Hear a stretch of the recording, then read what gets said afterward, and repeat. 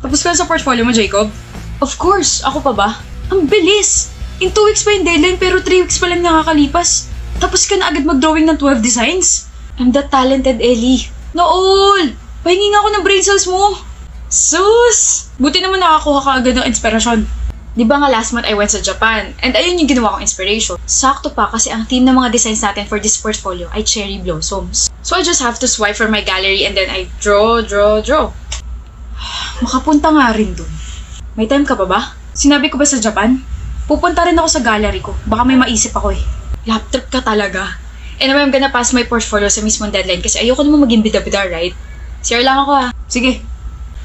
Laptop ka talaga. Share lang ako. Tunog plastic tapos ang yabang-yabang pa. Totoo kayang tapos na siya sa portfolio niya o nagmamagaling lang siya? Tingnan ko nga. Oh, mga sketch pa lang pala to eh. Kapag yabang kala mo naman tapos na siya. Dahil dyan, pipicturean ko lahat ng mga designs niya, pati na rin ng color palette at uunahan ko siyang magpasa. Bakit mo hawak portfolio ko? May sarili ka naman, Jacob ah. Did you copy my designs? Nagsasabi mo dyan. I don't wanna accuse you, Ellie, but I just saw your portfolio. Sobrang similar ng mga designs mo sa akin. Hoy, hindi porket tapos ka na pagbibintangan mo na ako. Designs ko to, naisip ko tong mga to. Yabang at plastic na nga sama pa ng ugali. I will report this to our prof. Baka naman ikaw ang kumopya sa akin. What? Pinaparating mo lang na tapos ka na pero ang totoo hindi pa talaga kasi ayaw mo maunahan kitang magpasa.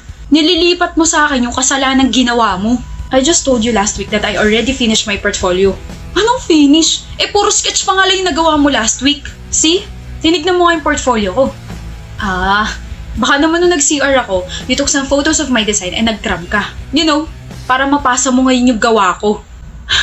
Designs ko to. Wala kang ebidensya dyan sa mga claims mo. Those are my designs. You stole it, you cheap copycat. Cheap copycat? What is happening here? Sir! Finally! You're here.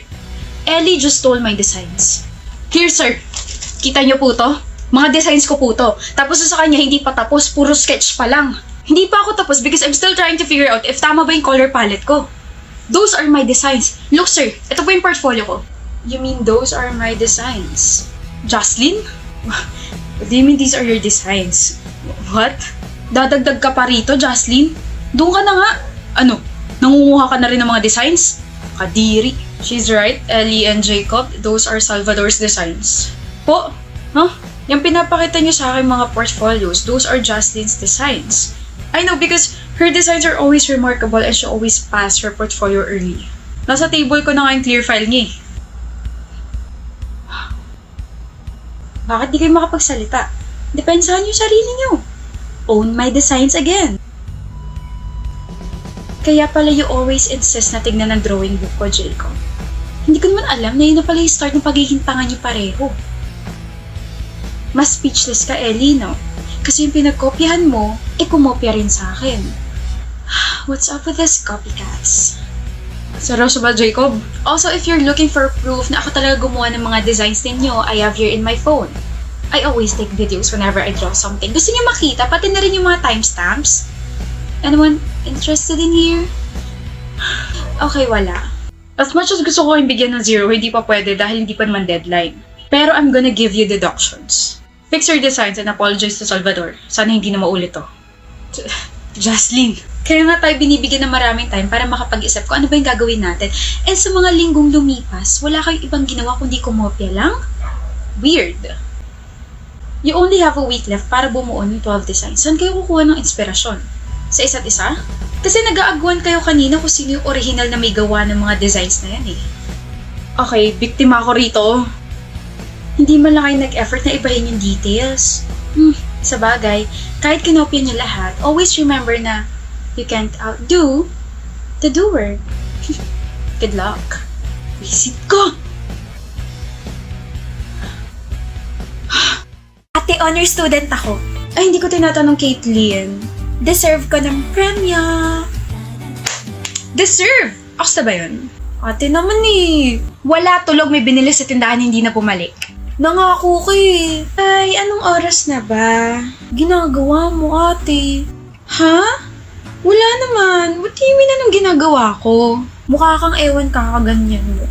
Ano ka ba? Nagsistretching lang ako. Ang sakit kasi ng likod ng kamay ko. Bago phone mo, ate? Wait, akin ba yan? Ito. Di naman.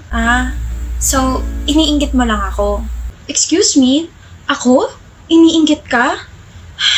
Bakit naman kita iinggitin ng bago kong phone na kaka-release lang ng Xiaomi?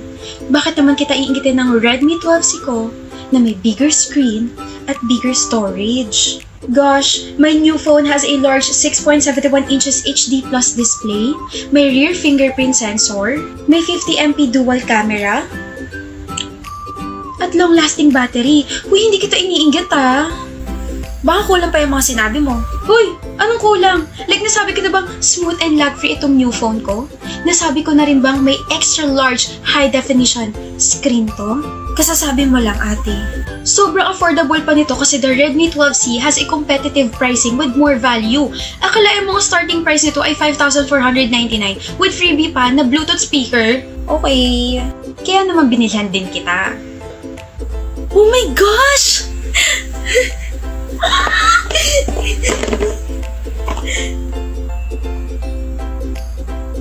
Yan naman. Hala, nasa na yung phone dyan? Ate! O eto na po, baka umiyak ka pa kakaati mo dyan Bibili rin ako niyan para matching tayo, pero yung color blue naman sa akin.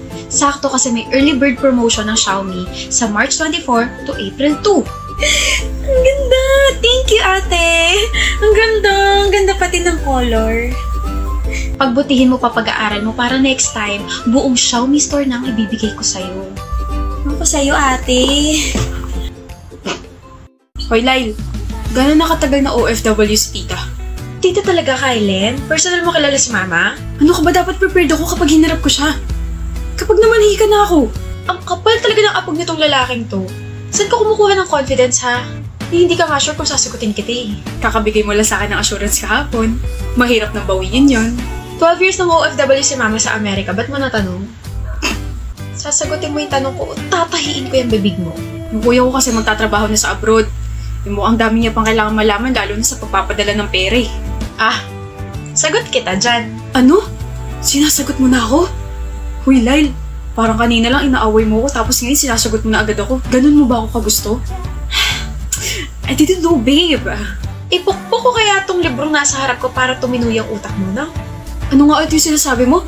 Sinasagot mo na ako, sagot mo ako sa pagpapadala ng pera? Ano mayroon? I'm all yours. I'm all ears. Pakisabi sa kuya mo, huwag siyang mag-alala. Kuya, huwag kang mag-alala. Dahil sa pagpapadala ng pera galing sa ibang bansa, sagot yan ng Palawan Pawn Shop Palawan Express Pera Padala. Ang haba, Lyle. Pwedeng iklian mo lang. Ito na, mananahimik na. As I was saying, ang Palawan Pawn Shop Palawan Express Pera Padala ay isa sa mga most competitive international remittance centers here in the Philippines, kung saan you can receive your cash instantly in over 6,000 locations nationwide. Hindi lang yon, dahil may free insurance pa up to 20,000 and this is only applicable when claiming remittance na valid for 1 month. Wala, hindi ko yun alam. May ganun pala? Ayan, puro kalandian kasi ang inaatupag. Actually, tama ka dyan. Shh! Alam mo ba na mayroong more than 55 international remittance partners ang Palawan Express Pera Padala, gaya ng MoneyGram, Zoom, Western Union, Metrobank at iba pa. Galing Kaya pakisabi sa kuya mo, don't worry, be happy, at kumuha na ng international remittance sa Palawan Pawn Shop Palawan Express Pera Padala. Kaya naman, ipalawan mo na! Haba ng mga sinabi mo, buti na lang na-record ko. Isang kiss nga dyan kasi I did a very good job. Ikis-kiss ko sa pader. Gusto mo? Finger hugs na lang for you. I love you. Huwag mo akong kausapin. Laura, ano ba? Bitawan mo ako. Hindi kita hinahawakan. Ano mo kailangan mo? Okay ba tayo? Sa tingin mo?